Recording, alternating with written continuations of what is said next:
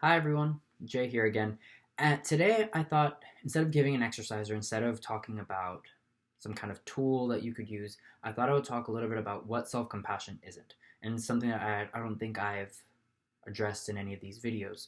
Um, and a lot of times when I'm talking to clients and I'm talking about, let's talk about self compassion and explaining what it is, one of the major as pushbacks or one of the big resistance to self-compassion is this aspect that, well, if I'm self-compassionate, it just means I'm throwing a pity party for myself, and I won't actually do the work that I need to do, or I won't change. I need to be hard on myself to be motivated to be able to move forward. And so I wanted to kind of talk a little bit about that.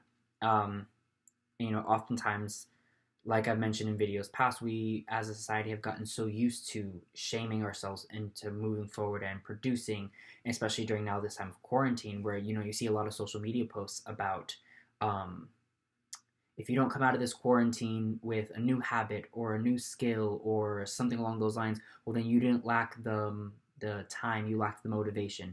And so already you're being shamed and how to use a time when we're all kind of collectively going through something traumatic during this COVID-19 crisis. And so when we talk about self compassion, it's like, oh no, I can't throw a pity party for myself. I need to be hard on myself to move forward.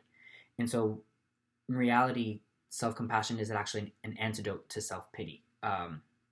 Research shows that self compassionate people are more likely to engage in perspective taking rather than focusing on their own distress, and that they're less likely to ruminate on how bad things are, which ruminate is like that spiral that we kind of go on, like when we have one bad thought and we keep on going all the way down and down and down. We just focus in on like, I'm so terrible, I'm so terrible, I'm so terrible.